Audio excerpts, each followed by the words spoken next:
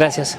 Bueno, a mí me toca hablar de la enfermedad de estado clínico 3. Creo que es uno de los temas más interesantes y que más ha cambiado en los últimos años. Entonces, cada vez vamos a tener más información y va a ser cada vez más complejo. De ahí la necesidad de abordarlos de manera multidisciplinaria. Voy a dar rápidamente las perlas de la etapa temprana. Quiero que se lleven como de las cifras más importantes el riesgo de recurrencia, porque al final del día es la razón por la cual vamos a dar tratamientos tanto neoadyuvantes como preoperatorios, ¿no? En etapa temprana estoy hablando del estado clínico 9 que platicaron con el doctor Saúl. Alrededor del 45% de los pacientes va a tener riesgo de recurrencia o muerte, y este puede llegar a ser hasta 75% en este subgrupo de pacientes de estado clínico 3. Ya centrándonos en esta etapa clínica, vean cómo es muy heterogéneo, es común y es difícil de tratar. Estamos hablando que alrededor de un tercio de los casos, estoy hablando 60-80%, pueden llegar a ser no resecables, y la supervivencia global, estoy hablando en los últimos reportes de 2024 a 5 años, llega a ser del 20 al 30%. Eso es muy importante porque antes regularmente no pasábamos del 10-15% en este periodo de tiempo. Quise agregar unas diapositivas respecto a la manera en que tenemos que tipificar a los pacientes, verdaderamente estar de acuerdo o verdaderamente estar seguros de que estamos ante una etapa clínica 3. Es una de las diapositivas que me gusta mucho enseñarles en la consulta cuando rotan con nosotros, porque a veces es muy complejo tener en cuenta o tener este marco conceptual de cómo se debe hacer la etapificación en esta etapa. De entrada, quiero dividir la manera de la etapificación, obviamente partiendo de PET. Sabemos que el PET-CT es un estudio fundamental en cáncer de pulmón, en aquellos que tienen hallazgos sugerentes de positividad y aquellos que son negativos. Hablando específicamente de la enfermedad mediastinal negativa, aquellos que no detectaste tampoco enfermedad parailiar, que tienes un tumor periférico, es decir, aquel que está presente en el tercio más superficial o más externo del pulmón y con un tamaño tumoral bajo de 3 centímetros, son pacientes que no hay que hacer una confirmación histopatológica de la enfermedad intratorácica y que podrían ir a cirugía de manera inicial. Luego, aquí viene el problema de las enfermedades que no van a tener estas características, y aquellas que tienen enfermedad iliar, que son tumores centrales, o aquellos que son mayores a 3 centímetros, sobre todo los adenocarcinomas con alta captación en el FDG, son pacientes que tienen que ir a confirmación histológica. Y es algo que les hago mucho énfasis cuando rotan con nosotros, la necesidad de la confirmación histológica en estos escenarios, porque al final del día, vuelvo a repetirlo, son pacientes que puede cambiar la estrategia terapéutica y que por lo tanto vas a impactar en el pronóstico. Y no va a ser este 25-30% de supervivencia global a 5 años que estamos viendo, sino que puede llegar a impactar y tener peores desenlaces si no haces una buena etapificación. Hablando de la enfermedad en el mediastino positiva, siempre les digo que es como un volado. 50% de los casos van a tener enfermedad, estoy hablando metastásica en el mediastino, pero otro 50% va a tener un hipermetabolismo que no necesariamente esté relacionado con enfermedad metastásica a este sitio anatómico. Pueden ser muchas las causas, puede ser enfermedades granulomatosas crónicas, puede ser evidentemente infecciones crónicas, y esta es la necesidad de irlo a confirmar dependiendo de la estación que veamos afectada. Y a mí me gusta mucho esta diapositiva, si no me equivoco es del DeVita, en donde viene la racional de por qué tenemos que hacer lo que hacemos o por qué vienen las guías de ESMO así. Entonces, aquí se divide en 4 grandes grupos y quiero que esto es lo que se lleven para su práctica clínica diaria, pero también para que lo puedan ustedes expresar en el consejo. Queda claro que en el grupo A, cuando tienes enfermedad mediastinal con extensión extracapsular, cuando tienes enfermedad extensa, que tienes enfermedad voluminosa, pues es claro que los falsos positivos van a ser muy bajitos, alrededor del 0%. En este escenario, pues no vas a necesitar hacer una confirmación histopatológica intratorácica. Y tienes por el otro lado los tumores periféricos menores de 3 centímetros que les había dicho, en donde la tasa de falsos negativos será menor al 10%. Es muy fácil ver en el grupo A, es muy fácil ver el grupo D. Sin embargo, la complejidad de la enfermedad temprana, estado clínico 3, viene en el grupo C y en el grupo B. Ven cómo en enfermedad N2, N3, la mitad de los pacientes, alrededor del 40%, van a tener falsos positivos. Luego entonces podrías estar dando un tratamiento para una enfermedad que has considerado irresecable y que no es así, que cuando te metiste a hacer la tapificación invasiva, en este caso porque es una lesión paratraqueal, a través de un EBUS, pues resulta que no era enfermedad y le estás dando, por ejemplo, quimorrado cuando debiste de haber optado por otra terapéutica. Y por el otro lado tenemos la enfermedad N1 positiva, es decir, tienes enfermedad pariliar positiva, pero no tienes nada en el mediastino. Aquí también tienes que entrar, porque los falsos negativos pueden llegar a ser hasta del 25%. A mí me parece que es la manera más lógica, teniendo en cuenta esta imagen, de entender lo que proponen las guías de ESMO y obviamente lo que propone, porque es una adaptación, de las guías europeas de cirugía torácica. Esas son algunas perlas que también quiero que se lleven por si les toca tapificar. Realmente me voy a centrar nada más en los estadios clínicos 3A, 3B, 3C, hablando de la octava edición. Acuérdense que tamaños tumorales arriba de 7 centímetros son T4 y si no hay enfermedad ni iliar ni mediastinal estamos ante un 3A. Aquellos que son T3, estoy hablando por tamaño, arriba de 5 centímetros con enfermedades ciliares van a ser 3A. Y aquellos que tengan enfermedad mediastinal, es decir, N2, siempre y cuando el primario sea menor de 5 centímetros, siguen entrando dentro de esta categoría. 3B es relativamente más sencillo, más de 5 centímetros con enfermedad biliar va a ser un 3B y cualquier N3, siempre y cuando sea menor a 5 centímetros, es decir, que no sea más allá de un T3, va a ser un estadio clínico 3B. Finalmente tenemos el estadio clínico 3C, que puede ser una combinación de varios factores. Les decía, más de 5 centímetros con N3 va a ser un 3C. Nódulo satélite, nódulos en otro lóbulo es N4 por definición, más enfermedad pariliar mediastinal contralateral, pues evidentemente también va a ser 3C. Y acuérdense que la categoría T puede ser tamaño, puede ser nódulo, pero también va a ser por invasión de estructura adyacente y si viene combinada con enfermedad mediastinal contralateral, va a ser también o va a entrar dentro de esta categoría. Y aquí viene el meollo del asunto, y eso es lo que discutimos todo el tiempo en las unidades funcionales. El paciente, lo que estamos ante nosotros es una enfermedad irresecable o es una enfermedad resecable, porque justamente de ahí se desprenden las diferentes terapéuticas. Ven cómo es necesario tener estudios de extensión, es necesario tener el PET, ya les dije por qué, es necesario en la gran mayoría de los escenarios la resonancia de cráneo, tener una buena tapificación intratorácica y confirmación intratorácica del mediastino y al menos contar con 3 biomarcadores en este escenario. Idealmente tener más, pero al menos PDL1, GFR y ALCA. Estamos ante una enfermedad resecable, podemos optar por un tratamiento de quimioterapia neoadyuvante o perioperatoria en un estadio clínico 3, o bien ante una enfermedad irresecable que requiera quimio-radio concurrente con intención definitiva y consolidarle un año adicional con inmunoterapia. A mí me gusta también mucho esto porque nos da un marco conceptual de cómo debemos de evaluar y cómo debemos de pensar la enfermedad de estadio clínico 3, porque no toda la enfermedad en el mediastino se va a comportar de la misma manera. Las claves van a ser las siguientes. Un N3 hoy en día, es decir, enfermedad mediastinal contralateral, se considera irresecable. Un N2 invasivo, en la gran mayoría de los escenarios, se va a considerar irresecable. Y aquellos voluminosos definidos como aquellos que tienen un diámetro en el eje corto mayor a 2.53 centímetros, en la gran mayoría también serán considerados irresecables. Pero aquí viene lo bonito de la oncología torácica.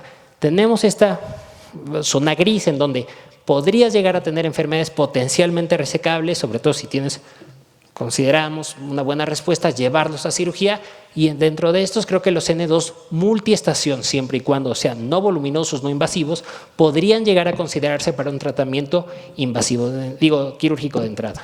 Los N2 únicos, no voluminosos, no invasivos, creo que no hay duda, hay mucho consenso al respecto que son enfermedades resecables, y aquí lo que va a cambiar es la combinación que va a tener mediastino con las diferentes categorías de T que les había platicado. Y dentro de la complejidad que les había dicho, habrá algunos T4 por invasión a órganos adyacentes. Estoy hablando, por ejemplo, incluso cuerpo vertebral, estoy hablando algunos otros invasiones al mediastino que podrían llegarse a considerar, dependiendo del centro, dependiendo del expertise y del equipo, sobre todo quirúrgico que tengas, que puedan llegar a ser considerados potencialmente resecables. Esas no son las tablas de Moisés, pero y va a depender, les digo, que del expertise que tengas, pero en la gran mayoría de los escenarios nos va a dar un marco de pensamiento de cómo tenemos que evaluar estos casos, ¿no? Esto es para recalcar la necesidad y la importancia del equipo multidisciplinario para llegar a la conclusión de resecabilidad. Me voy a ir muy rápido porque esto ha sido muy bien detallado por el doctor Campos. Ya platicaron de la quimioadyuvante. ya platicaron de los primeros estudios de quimioterapia neo sin inmunoterapia, sobre todo el español, que es el NACH. Y lo que me voy a centrar hoy en día pues son los escenarios clínicos perioperatorios y evidentemente los resecables. En estadio clínico 3, evidentemente será mayor el beneficio absoluto en términos de supervivencia global. Ya les había dicho el doctor Campos, a 5 años 5.4%, y en el caso del estadio clínico 3 puede llegar a ser hasta de 13%. Conforme va aumentando el estadio clínico, la magnitud del beneficio reflejado en supervivencia global será mayor. Y eso es lo que les decía del estudio español. Vean cómo en términos generales, si yo comparo de manera indirecta adyuvancia contra neoadyuvancia, ojo, esto es sin inmunoterapia, el beneficio en absoluto en supervivencia global será similar. ¿Cuál era de las primeras ventajas que veíamos? Pues una mayor proporción de pacientes podía completar los tratamientos. Vean cómo la adherencia en un escenario adyuvante podía ser o podía lograrse en la gran mayoría de los casos, alrededor del 100% de los casos, cuando solamente en el escenario adyuvante te lo iba a completar 2/3 del mismo. Y aquí viene la gran revolución que existe en la enfermedad estadio clínico 3. ¿Qué tal si empezamos con quimio antes, pero le agregamos inmunoterapia? Vas a tener muchas ventajas de este abordaje en adyuvante. Por un lado, vas a tener la valoración de la respuesta histológica. Vamos a ver cuál es el papel pronóstico del mismo. Vas a tener este downstaging tumoral. Ojo, de entrada, y voy a ser muy enfático en las siguientes diapositivas, son enfermedades resecables de entrada, pero puedes llegar a ofrecer una cirugía mucho más conservadora. Es decir, si en lugar de ir a neumonectomía o bilobectomía, puedas hacer una neumonectomía, ¿no? Tratamiento temprano de la enfermedad metastásica es algo que se repite en todos los estudios de adyuvancia en cualquier tipo de tumores sólidos. Y finalmente, los biomarcadores de la respuesta. ¿Cuál es la ventaja de adicionar la inmunoterapia? Por un lado, vas a tener el tumor ahí, vas a tener una alta carga de antígenos, vas a tener una buena respuesta, una respuesta muy amplia de células T, vas a tener un priming temprano, vas a tener también una menor heterogeneidad tumoral, y eso también es importante, vas a tener menor efecto inmunosupresivo sistémico que puede llegar a ocurrir en pacientes posquirúrgicos. Y esta diapositiva me gusta mucho porque resalta la taxonomía o cómo están diseñados los estudios dependiendo de dónde estemos incidiendo. De entrada, pues decíamos, cirugía, quimioterapia, hasta ahí nos quedábamos. Ahora tenemos las dos opciones en el escenario adyuvante, ya la platicaron con el doctor Campos, la quimio en todos los pacientes, más inmuno después. Acuérdense que esto es secuencial, no lo das concurrente, que es el diseño del Empower 110, y quimioterapia opcional, aunque la gran mayoría de los casos recibía quimioterapia, alrededor del 90%, y después ibas con la inmunoterapia, que es el diseño del 091 y recientemente los datos publicados del BR31. Y por el otro tenemos el abordaje tanto neoadyuvante como perioperatorio. Empiezas con quimioinmuno, lo llevas a cirugía, ahí te quedas, que es el 816, o lo que suelen hacer la gran mayoría de los estudios, quimioinmuno, cirugía, y después completar, dependiendo del tiempo y dependiendo de los estudios, por supuesto, inmunoterapia después de la cirugía. El diseño del 77T, que es un estudio, voy a llamarle en espejo con Checkmate 816, Aegon 671, Neotorch, Rational 315. Ya platicaron de esto en la clase pasada, dos perlas importantes, es esta etapificación por séptima edición, 4 centímetros, siempre y cuando sea 1B, hasta 3A. Y estas son las aprobaciones que quiero que se lleven. Son dos estudios positivos para su objetivo primario. Sin embargo, las aprobaciones son diferentes dependiendo del tipo del mundo. En el caso de Estados Unidos, NCCN recomienda la adición de atezolizumab adyuvante en aquellos que tengan un PDL1 por arriba del 1%, porque fue el objetivo, voy a llamarle, porque es jerárquico, inicial en el estudio de atezolizumab. Sin embargo, en el caso de los europeos, la aprobación solamente está en altos expresores, predominantemente dado por los beneficios en supervivencia global. Y en el caso del estudio de Keynote 091, está aprobado independientemente de la expresión del PDL1. Aquí les pongo los resultados en supervivencia global para que lo repasen más adelante. Son dos estudios, en el caso del Empower 010, en donde solamente en este subgrupo de pacientes altos expresores se encontró el beneficio, y en el caso del PERS y en el caso del Keynote 091, que es el mismo, no hay una diferencia notable en supervivencia libre de enfermedad dependiendo de la expresión del PDL1. Eso es uno de los grandes misterios, uno de los grandes interrogantes en la oncología torácica, por qué estamos viendo estos resultados tan dispares. Aquí hay un beneficio muy claro en atezolizumab cuando en altos expresores, en el caso de pembrolizumab no lo ves así. Tiene que ver en parte con la selección de los pacientes, tiene que ver en parte también con el tipo de cirugía que se realizó.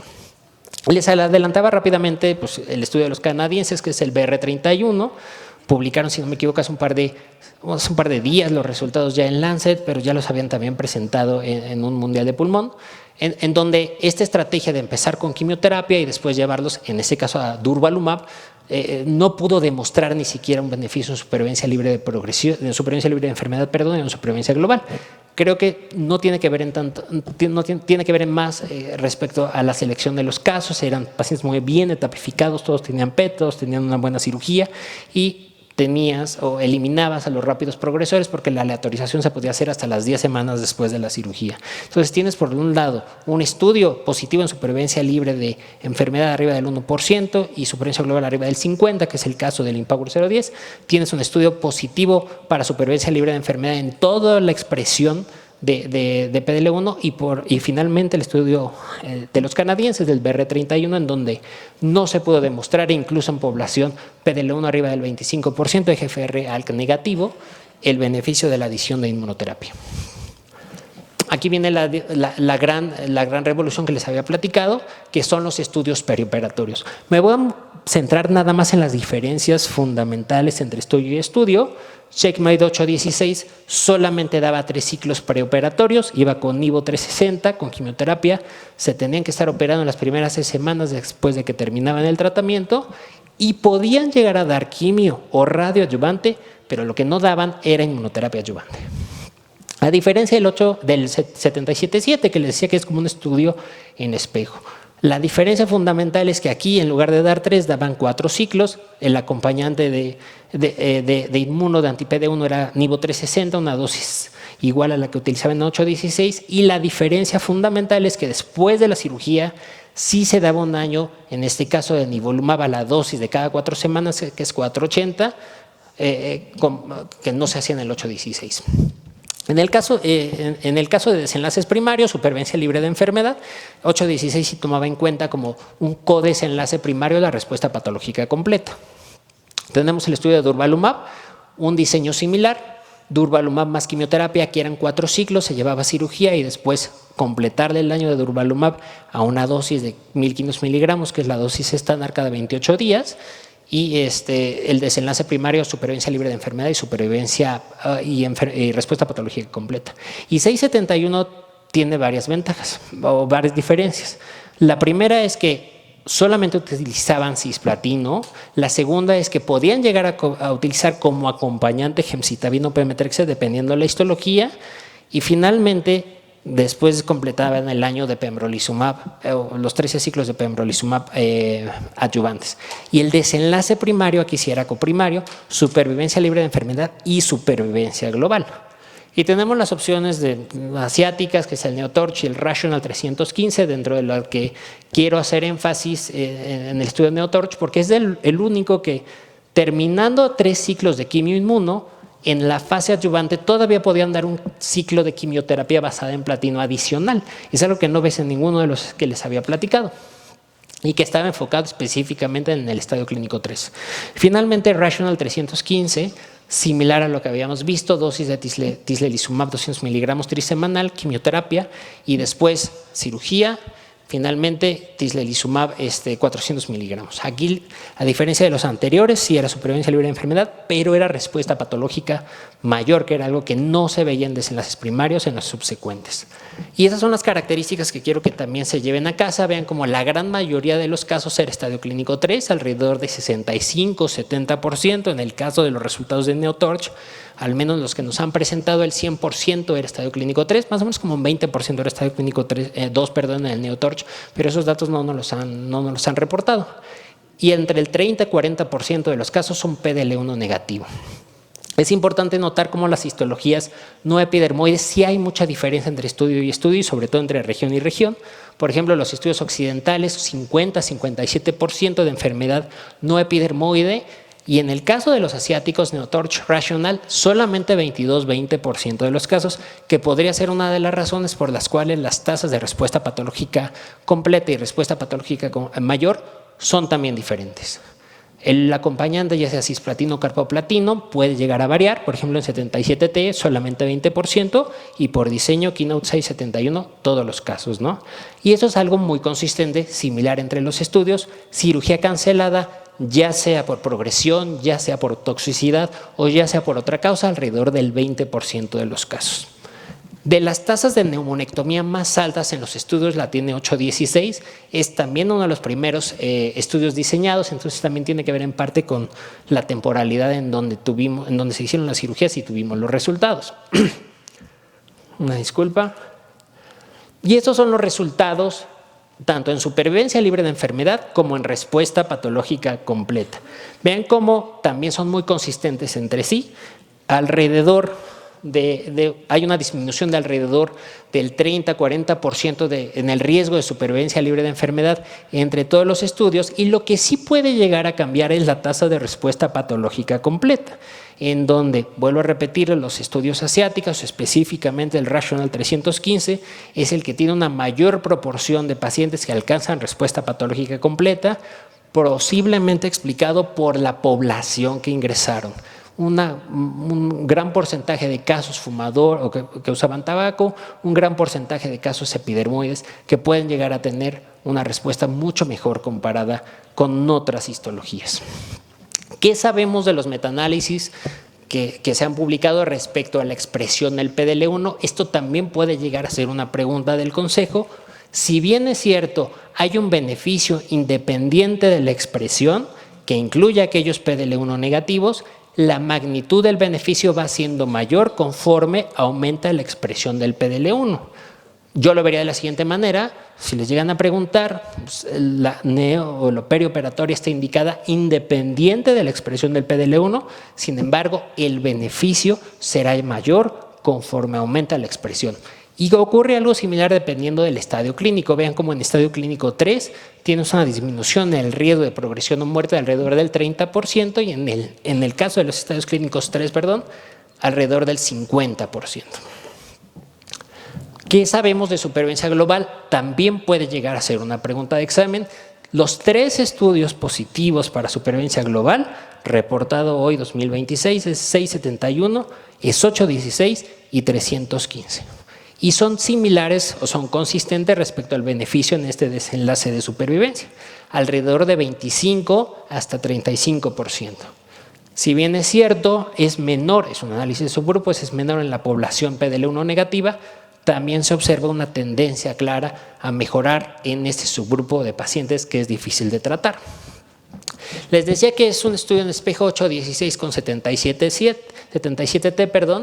Se trata de hacer un análisis combinado de los pacientes incluidos en los 2 estudios fase 3, sobre todo tratando de determinar cuál es el beneficio de dar la adyuvancia, es decir, después de dar la quimioinmuno, seguirle el anti-PD1 o el bloqueo anti-PD1 después de la cirugía.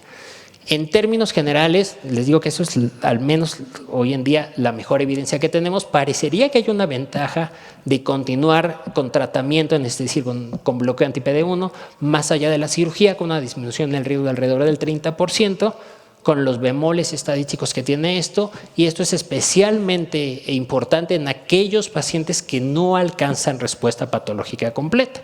En aquellos que la alcanzan, quizá sea este subgrupo que no tengamos que completar. Y le digo como una interrogante y como un generador de hipótesis, porque sí necesitamos diseñar estudios prospectivos que nos ayuden a responder esta pregunta, ¿no?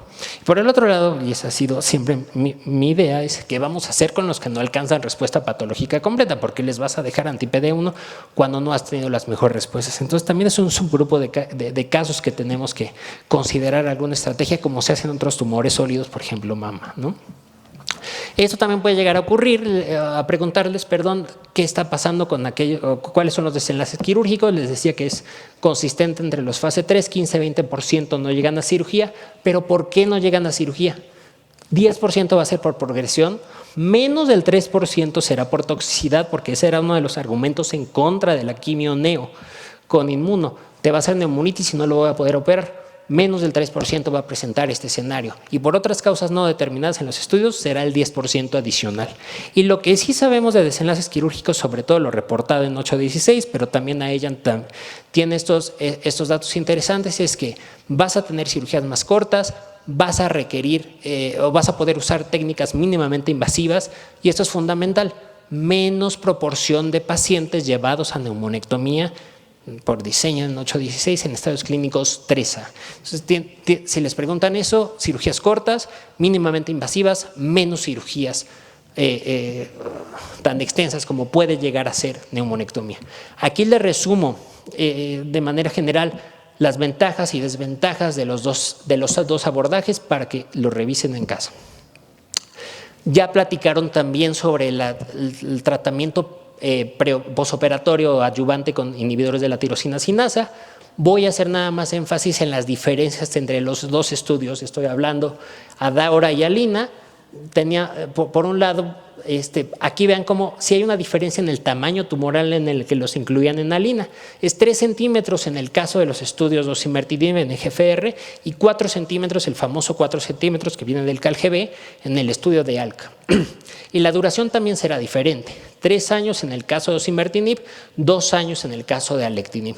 ¿Por qué 3? ¿Por qué 2? Pues así lo diseñaron los investigadores. No hay algo que me diga vamos a usar 3 o vamos a usar 5 y vendrán estudios que comparen 3 contra 5 y que puedan llegar a respondernos esta pregunta, ¿no? Y otro punto fundamental de diferencia es el brazo comparador. En el caso del estudio Adaura, el brazo comparador era placebo. Podías o no dar quimioterapia como investigador dependiendo de los factores clínico-patológicos que han revisado en la clase previa. Y en el caso de Alina, en el caso de alectinib, el brazo comparador era quimioterapia basada en platino. Aquí tienes un face-to-face, alectinib contra quimioterapia. Respecto a supervivencia libre de enfermedad, vean la importancia o la disminución tan notable en el riesgo de recurrencia o de muerte, alrededor de 75% en el caso de osimertinib y alrededor de 65% en el caso de alectinib. Esto evidentemente, o los beneficios serán mayores conforme va aumentando el estadio clínico, y en términos de supervivencia global, por la madurez del estudio y por el seguimiento que tenemos, hoy los datos solamente son positivos en Adaura. En Alina yo creo que nos vamos a tardar un poquito más de tiempo, quizá tengamos más información del número de eventos en supervivencia global en el estudio de Alina el siguiente año o dentro de 2 años. Esto también es para que se lleven a casa. Recuerden que puede llegar a disminuir 30% el riesgo de recurrencia al sistema nervioso central. Esta es una pregunta que nos hacemos todos los días en la consulta y creo que vale, y lo quise traer a colación porque pues, se la hacen en todos los lugares del mundo. Se publica un consenso de expertos respecto al uso de quimioterapia en pacientes tratados con TKI. Les puedo decir que el consenso es que no hay consenso, pero en general, enfermedades de estado clínico 2 o 3A, mutaciones de sensibilidad, obviamente se recomienda el uso de osimertinib adyuvante, y la quimioterapia adyuvante basada en platino se va a recomendar en aquellos que tengan un tamaño tumoral arriba de 4 centímetros y que por supuesto tengan enfermedad ganglionar positiva. ¿En quién podrías considerarlo? Solamente dejar para osimertinib tumores pequeños entre 3 a 4 con N0. Serían los candidatos ideales para osimertinib. Si bien es cierto, no hay un consenso en el caso de GFR, pues aún hay menos en el caso de ALCA, porque aquí sí tienes un estudio que compara face to face, quimio contra alectinib. Y aquí la recomendación que dan, o que está publicada en el JTO es considera alectinib en aquellos tumores arriba de 4 centímetros, 3A y con alteraciones en el ALK, y la quimioterapia quedará a discreción del médico tratante. Así viene escrito. Quizá una enfermedad N2, quizá multiestación podría ser el mejor candidato. En algún momento quizá elegirlo por el tipo de alteraciones moleculares que pueda llegar a tener, pero vuelvo a repetirlo, son generadores de hipótesis. Yo creo que para el examen quédense con las conclusiones del consenso publicado hace 2 años. ¿Qué sabemos de enfermedad completamente resecada? ¿Cuál es el papel de la radioterapia? Tenemos 2 estudios, uno es el LONG-ART, el otro es el PORT-C, un estudio taiwanés, otro estudio del grupo francés. En los dos los resultados son claros. Enfermedad completamente resecada, enfermedad PN2 positiva, no hay un beneficio claro de la adición de radioterapia en este subgrupo de pacientes, ni en supervivencia libre de enfermedad, ni tampoco en supervivencia global. Creo que se tiene que elegir caso por caso, se tiene que discutir en la unidad funcional, porque si habrá algún subgrupo de pacientes de muy alto riesgo que quizá requieran tratamiento con radioterapia adyuvante. No se pudo actualizar desafortunadamente la diapositiva, pero también otro de los conceptos clave que quiero que se lleven es, número 1, la radioterapia adyuvante sí va a disminuir el riesgo de recurrencias locales, específicamente recurrencias mediastinales. Número 2, la radioterapia adyuvante se puede llegar a considerar en aquellos con borde positivo, es decir, R1. Y número 3, la radioterapia con o sin quimioterapia adyuvante y después inmunoterapia de consolidación se puede llegar a considerar con aquellas enfermedades que no se pudieron llevar a resección completa y que quedaron con residual macroscópico, es decir, un R2. Y en el caso de Longhart, específicamente en el caso de Longhart, por las técnicas, por el tipo de tratamiento, por los pacientes, aumenta la proporción de pacientes que fallecen por complicaciones cardiorrespiratorias. Vamos a pasar al otro lado de la moneda, vamos a hablar de la enfermedad irresecable. Y eso realmente es un repaso de la historia de la oncología torácica, como los tratábamos en la década de los 60. En términos generales, con radioterapia 60 Grays, técnicas diferentes, alcanzabas medianas de supervivencia global alrededor de 10 meses. La adición de quimioterapia a la radioterapia de manera secuencial, es decir, dabas la radio y después la quimio, podía llegar a tener una disminución en el riesgo de muerte de alrededor 14%, con un beneficio absoluto de 4% a 2 años. Finalmente, ya con los metaanálisis publicados por la doctora Operin, la adición de quimio-radio concurrente puede llegar a dar un beneficio absoluto de 4.5% a 5 años, que deberá de ser el backbone de tratamiento para la gran mayoría de los escenarios. Estos son los esquemas de tratamiento concurrente que podemos llegar a ocupar. Voy a solamente señalar 2 que suelen ser los más frecuentes y los que pueden llegar a utilizar en su práctica clínica diaria y también pueden llegar a ser preguntados en el caso o en el Consejo Mexicano de Oncología. Uno son los esquemas basados en platino, carbo o cisplatino más pemetrexed, se da de manera trisemanal, 3 o 4 ciclos de manera concurrente, basados en los resultados del estudio PROCLAIM. Es un estudio, se los adelanto, negativo, pero que tiene una buena tolerancia y que tiene desenlaces oncológicos similares. Y lo que nosotros solemos ocupar más son los esquemas basados en taxano y platino, usualmente son dosis semanales. Vean la dosis de paclitaxel, 45-50 miligramos metro cuadrado, y el carboplatino a UCD2, en algunos casos, dependiendo, 1.5 concurrente con la radioterapia. Vean cómo no viene gemcitabina.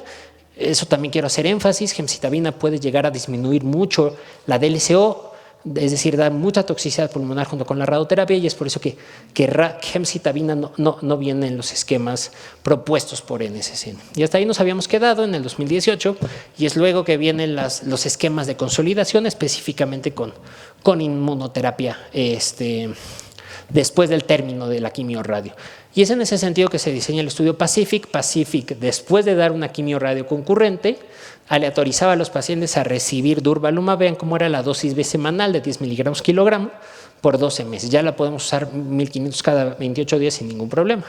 El objetivo primario era la supervivencia libre de progresión y también era la supervivencia global, es decir, eran coprimarios. Y en ese sentido es un estudio positivo. Vean cómo el beneficio absoluto en términos de supervivencia libre de progresión es alrededor de 45%, con un beneficio absoluto de 14% a 5 años. El 33% de los pacientes está vivo, era algo que no habíamos visto previamente. Y en términos de supervivencia global hay un beneficio absoluto cercano al 10% a este mismo periodo de tiempo, con pacientes vivos alrededor del 45% en este mismo horizonte temporal. ¿Qué les parece si junto con la quimio y la radio adicionamos inmuno? Pues suenaría de entrada buena idea. Sin embargo, ya tenemos 2 estudios negativos. Por un lado es el PACIFIC-2 y por el otro es el 5181. Son resultados que presentaron recientemente en el Mundial de Pulmón. Y los dos son similares respecto a los resultados encontrados.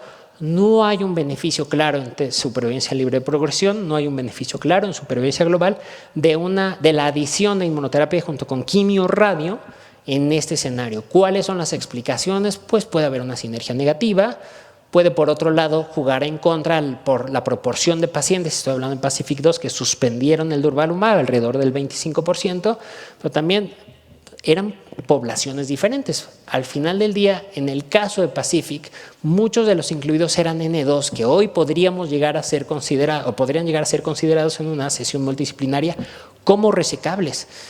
Había más N2, menos N3, que no es el caso de Pacific 2, que sí tenía una mayor proporción de enfermedades mediastinales contralaterales. Y les dejo aquí el resumen de todos los Pacifics que contamos en la actualidad. Creo que nada más haría énfasis en el caso de Pacific 5 y en el caso también de Pacific 6, porque aquí se utiliza otra estrategia. En algunos casos podían llegar a utilizar la secuencialidad y consolidar con durvalumab. Ya habíamos visto los resultados del metaanálisis, siempre hay que ir por concurrencia. Sin embargo, en pacientes no candidatos, no están fits, se puede llegar a considerar dar primero la quimio o la radio y después dar la terapia subsecuente, en donde los beneficios, si bien es cierto, numéricamente serán menores, en el estudio en general, estoy hablando de Pacific 5, hay un beneficio independientemente de la estrategia utilizada. Y la suspensión, un cuarto de los pacientes en Pacific 2 suspenden. Pero fíjense cómo no es a expensas de neumonitis, porque neumonitis es alrededor del 5%. Un cuarto de ellos suspenden en Pacific 2 y la razón por la cual suspendieron, así viene en el suplementario, es por infecciones. Sabemos que durvalumab no es la mejor opción en pacientes EGFR. Este es un subanálisis publicado en el JTO, en donde la adición de la inmunoterapia no demostró un beneficio en esta subpoblación, y es en ese escenario que surge la necesidad de buscar otras alternativas para pacientes EGFR. Es por eso que se diseña el estudio de Laura. Laura lo que hacía básicamente era dar quimio radioconcurrente y después de eso empezar osimertinib. A diferencia de lo que les había enseñado del estudio Adaura, aquí el osimertinib se daba hasta la progresión o se daba hasta la toxicidad, o bien que el médico tratante, el investigador, lo suspendiera. Y en el otro, pues acuérdense que eran los 3 años. Es un estudio positivo, vean la magnitud del beneficio que alcanzas con supervivencia libre de progresión, alrededor de 84%, y en términos de supervivencia libre de progresión, en términos de medianas, 40 meses contra 5 meses, que más o menos es lo que alcanzabas antes de tener Pacific, ¿no? Es importante también la proporción de pacientes que tienen recurrencia al sistema nervioso central, y es algo que tratamos de evitar, y es algo que va a deteriorar la calidad de vida del paciente, es algo que puede llegar a matar al paciente. Por eso es tan importante ese desenlace. 30% de recurrencias al sistema nervioso central en el caso del placebo, 8% en el caso de osimertinib. Y finalmente la neumonitis, es algo que nos preocupa, la combinación de radio torácica con osimertinib, concurrente o secuencial, 48 contra 38%, brazo experimental contra brazo control. Muchas gracias.